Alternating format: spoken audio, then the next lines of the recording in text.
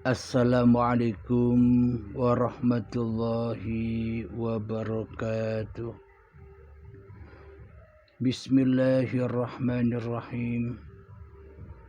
Ashhadu an la ilaha illallah wa ashhadu anna Muhammadar Rasulullah. Allahumma salli ala sayyidina Muhammad wa ala ali sayyidina Muhammad. Rabbi israh li sadri wa yassir li amri wahlul 'uqdatam min lisani yafqahu qawli. Amin.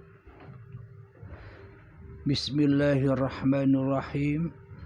Salam hormatku, salam santunku buat para sahabatku tercinta, baik dimanapun Anda berada maupun yang ada di dalam dan di luar negeri. Semoga kita semua selalu di dalam kebahagiaan. Amin ya rabbal alamin.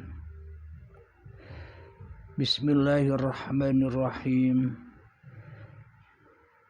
Sabtu tanggal 19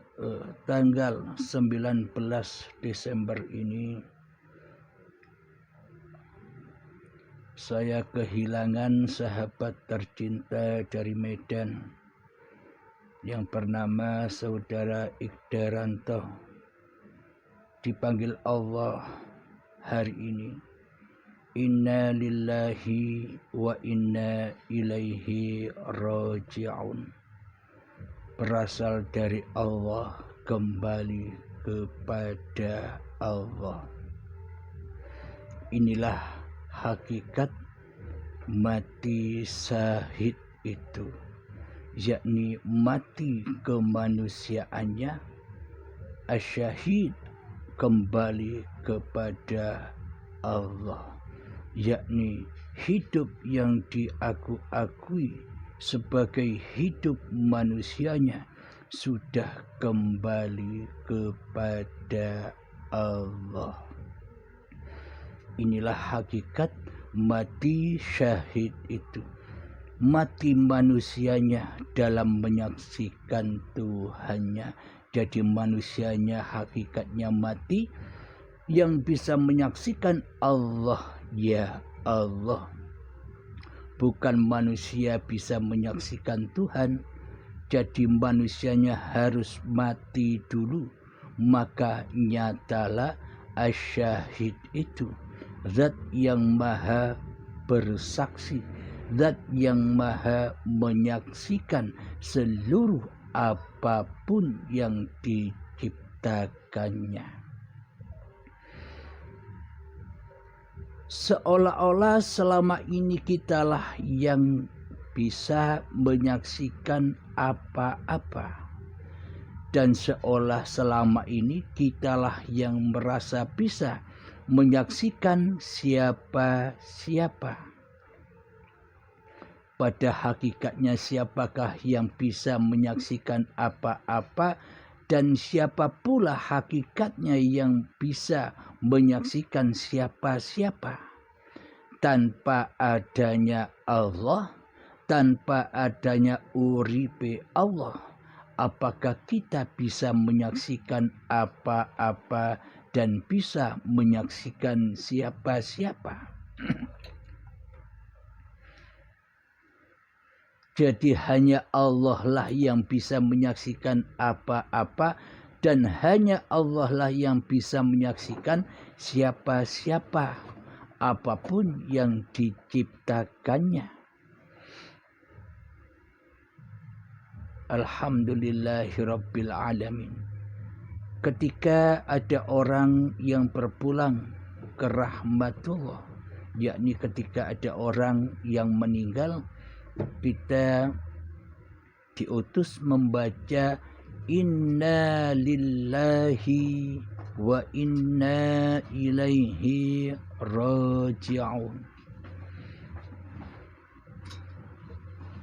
Apa maksudnya?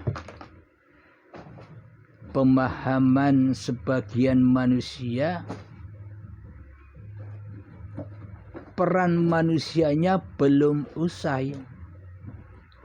peran manusianya belum selesai, karena manusia yang mati badaniahnya akan berhadapan dengan malaikat mungkar dan nakir di alam kuburnya, akan berhadapan dengan kesengsaraan di dalam kuburnya ketika di dunianya masih sering bermaksiat kepada Allah. Menurut sebagian manusia, ketika manusia sudah meninggal, masih ada peran-peran yang akan dilewatinya, yakni melewati siksa kubur, hari kiamat, hari kebangkitan, hari akhirat, yaumul hisab, melewati wat siratal mustaqim, masuk ke dalam neraka dan surga, dan endingnya berjumpa dengan wajhullah di dalam surga. Ini sebagian manusia berpaham seperti itu. Karena apa? Karena di dunia ini selama ini manusianya yang menjadi Tuhan daripada Allah sebagai penciptanya yang dituhankan di hatinya. Maka semua yang dipandangnya serba makhluk, serba badan-badania. Jadi apa yang dipahaminya pasti diaplikasikan, direalisasikan. Badan-badanlah sebagai pelaku alam yang ada, yang masuk di alam-alam itu, alam gaib setelah kematian itu. Namun akan tetapi dawuhnya Allah, bila ada yang meninggal, melihat orang yang meninggal, bacalah inna lillahi wa inna ilaihi raji'un, dariku dan kembali kepadaku.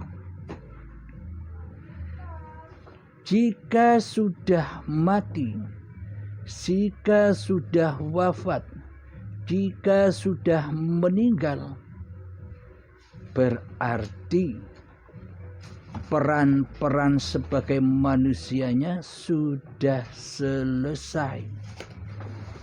Jadi badan dikembalikan ke asalnya, hidup kembali ke uripe Allah, hayatullah, zatullah. Karena manusianya sudah tak mampu lagi mengaku-akui bahwa hidup ini hidupku, badan ini badanku setelah kematian tiba. Jadi pada hakikatnya ketika manusia sudah meninggalkan dunia fana ini, maka ia akan menuju ke alam baka, yakni alam yang kekal. Apa maksudnya alam yang kekal? Jadi kembalinya hidup yang diakui sebagai hidup manusianya selama ini kembali kepada hayatullah. Jadi sudah terputuslah gelar-gelar kemanusiaannya. Tidak ada peran-peran lagi. Tidak ada pertanggungjawaban lagi. Karena di saat sakaratul maut itulah pertanggungjawabannya. Di saat ajal akan menjemput, di saat merasakan azabnya sakaratul maut, itulah hari pembalasan, itulah hari perhitungan bagi manusia, di mana di saat kehidupannya tidak mengenal Tuhannya. Jadi diazab oleh Allah lewat berbagai macam siksaan di saat hari perhitungan tiba, di saat yaumil akbar, di saat baiatul akbar dipaksa meninggalkan seluruh harta-hartanya, dipaksa meninggalkan seluruh amal-amalnya, dipaksa meninggalkan seluruh ilmu-ilmunya, dipaksa meninggalkan anak istrinya, dipaksa meninggalkan badan-badannya, dipaksa meninggalkan hidupnya. Di saat itulah tersiksalah manusia-manusia yang dikala hidupnya masih berasa menjadi sang Khalik di hatinya, merasa menjadi Tuhan di hatinya, sehingga Allah sebagai pencipta, sehingga Allah sebagai Tuhan ditiadakan di hatinya, digoibkan di hatinya, karena manusia masih belum mengenal Tuhannya. Jadi awal perjalanan manusia adalah hidup yang syahid. Hidup yang syahid itu apa maknanya? Hiduplah yang maha bersaksi. Ketika manusia mulai dicipta, saat dari tanah sampai menjadi bayi hingga menjelang akil baligh tiba, itulah hidup asyahid. Hidupnya Allah. Allah lah yang bersaksi dan menyaksikan ciptaan-ciptaannya. Hidup yang syahid. Jadi Allah lah yang maha menyaksikan, bukan manusianya yang bisa menyaksikan. Ketika tercipta dari tanah sampai menjadi bayi, manusianya kan tidak tahu apa-apa. Itulah bukti hiduplah yang syahid. Hayatullah lah yang syahid. Uripe Allah lah yang syahid. Manusianya masih mati syahid. Mati kemanusiaannya, malam kemanusiaannya, hanya Allah lah yang memperjalankan manusianya. Jadi manusia mati sebelum manusia ini merasa dirinya hidup, maka manusia juga pernah mati syahid. Saat diperjalankan dari tanah hingga menjadi bayi kan manusianya mati syahid. Kemanusiaannya kan belum ada. Kesadaran kemanusiaannya kan belum ada, belum wujud. Nah, itulah yang dimaksud mati syahid. Mati syahid kembali ke mati syahid. Jadi ketika manusia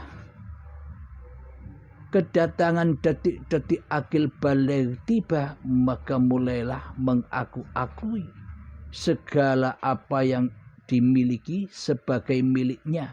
Hidup diaku-akui sebagai hidupnya, badan diaku-akui sebagai badannya, padahal tak ikut membuat, padahal tak ikut mencipta, padahal tak ikut hidup, kok ngaku-ngaku hidup.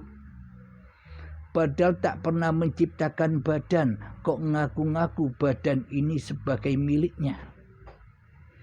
Inilah kematian yang su'ul khotimah. Jadi yang dimaksud mati su'ul khotimah itu mati kesadarannya di dalam bertuhan. Tanda-tandanya di hati kita Allah gaib. Yang wujud, yang nyata masih diri manusia kita sebagai Tuhan yang mentuhani seluruh aktivitas-aktivitas manusianya selama ini. Jika memang kita ngaku sebagai agama Islam, maka wajib tahu posisi Allah itu bagaimana, posisi manusia itu bagaimana. Posisi Allah itu wujud dan posisi manusia Adam tiada. Nah, wajib tahu kalau kita ngaku-ngaku sebagai orang Islam. Kebanyakan kita hanya mengaku-ngaku sebagai umat Islam saja. Akan tetapi akidah dan imannya belumlah Islam. Tidak sesuai dengan tauhid yang diemban, yang dibawa oleh junjungan kita Nabi besar Muhammad sallallahu alaihi wasallam, yang bertauhidkan la ilaha illallah. Akan tetapi tauhid kita di hati kita selama ini seolah-olah saja hanya bacaan saja la ilaha illallah itu. Akan tetapi teraplikasi kenyataan di hati kita, secara tidak sadar kita mengucap di dalam hati kita la ilaha illa halim, la ilaha illa, nama-nama Anda semua yang merasa bisa membaca lafal la ilaha illallah. Allahnya tetap gaib, yang wujud yang nyata masih yang merasa membaca la ilaha illallah, yakni diri kita sendiri yang merasa diri kita yang wujud, yang nyata, yang berkuasa atas bacaan la ilaha illallah itu. Inilah makna su'ul khotimah. Karena apa? Karena Allahnya masih gaib di hatinya.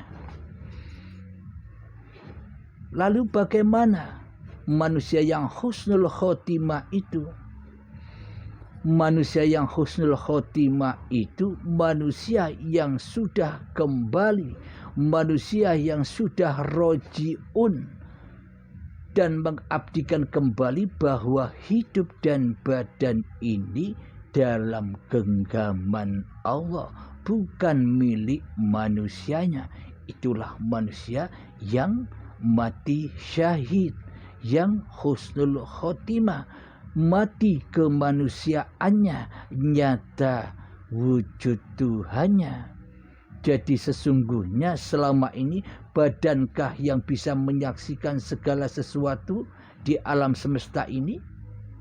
Ataukah hidup yang selama ini kita buta, menganggap badan-badan inilah yang bisa menyaksikan, tapi kita buta kepada hidup yang memperjalankan badan, hidup yang menguasakan badan, hidup yang mewujudkan badan. Kita hanya memandang casing-casingnya saja. Kita tidak memandang di balik casing itu siapa. Nah, bila hidup ini masih diakui sebagai hidup manusianya, maka selamanya Allah gaib, maka selamanya yang jadi Tuhan adalah diri manusianya sendiri. Inilah yang dimaksud mati sangit, mati yang su'ul khotimah. Apa yang dikatakan mati di sisi Allah? Jadi yang dikatakan mati di sisi Allah bukan mati badannya, akan tetapi yang mati jiwanya. Jiwanya keras membatu, keras melebihi kerasnya batu, sehingga menjadi bahan bakarnya neraka jahanamnya Allah. Kapankah itu terjadi? Ya saat ini, ketika bahan bakarnya masih ada. Bila bahan bakarnya ketika manusia sudah meninggal dunia, badan kembali kepada asalnya tanah dan hidup kembali kepada Allah, inna lillahi wa inna ilaihi raji'un, maka saat itulah manusia mati syahid, husnul khotimah. Jadi pembersihan, pensucian demi pensucian sudah dilewatinya di saat sakaratul maut itu. Berbagai macam siksaan di sana, tergantung amal-amal manusianya. Jadi hari pembalasan, hari perhitungan itu adalah ketika saat sakaratul maut diperhitungkan kembali apa-apa yang selama ini kita akui sebagai milik kita. Diminta kembali dengan paksa dan siksa ketika kita masih mencintainya. Harta kita cintai, dipaksa, diminta dengan paksa. Semuanya, anak, istri, suami masih kita cintai, disuruh ninggalkan dengan paksa. Badan ini yang masih kita cintai disuruh meninggalkan. Semuanya, hidup yang kita cintai disuruh meninggalkan semuanya. Jadi ketika sudah selesai pensucian demi pensucian itu, maka wa inna ilaihi raji'un. Kembalilah kepada Tuhan yang menciptakan dirimu. Jadi selesailah sudah peran-peran manusianya. Jadi Allah memerankan manusia-manusia yang baru. Anak, cucu, cicit kita, manusia-manusia yang akan datang itu semua juga diperankan oleh Allah Subhanahu wa taala sebagai sang dalang, sebagai sang pencipta, sebagai sang penggelar panggung sandiwara alam semesta ini. Coba kira-kira adakah manusia mulai Nabi Adam hingga kini orang yang sudah meninggal kembali lagi ke dunia? Tidak ada. Jika sudah kembali kepada Allah, ya sudah kembali. Allah menciptakan manusia-manusia yang baru, memperjalankan manusia-manusia yang baru. Inilah hakikat mati syahid. Awalnya manusia itu mati syahid, berakhir pun mati syahid. Awalnya gaib, berakhir pun gaib. Allah awalnya wujud, berakhir wujud. Jadi selamanya Allah itu wujud, selamanya Allah itu berkuasa, selamanya Allah itu memelihara seluruh apa yang diciptakannya. Jadi berbahagialah para sahabatku yang sudah meninggalkan dunia. Itulah yang dikatakan mati syahid, mati kemanusiaannya, maka nyatalah Tuhannya, kembali kepada Allah Subhanahu wa ta'ala. Jadi mati syahid itu bisa terjadi saat ini ketika manusianya berikrar mengembalikan, mengabdikan lagi apa-apa yang dikuasainya selama ini, atau dengan paksa dan siksa ketika hari perhitungan datang. Jadi intinya baiat sekarang atau baiat nanti, Allah semua yang mengaturnya. Jika menurut manusianya, manusia yang maha mengatur, akan tetapi Allah lah yang memerankan hamba-hambanya. Alhamdulillahirabbil alamin. Semoga yang sebentar ini menjadikan hikmah dan pelajaran bagi kita semua, terkhususnya diri saya sendiri. Alhamdulillahirabbil alamin. Rabbana atina fid dunya hasanah wa fil akhirati hasanah wa qina adzabannar. Wa sallallahu ala sayyidina Muhammad wa ala alihi wa sahbihi wasallam. Walhamdulillahirabbil alamin. Assalamualaikum warahmatullahi wabarakatuh.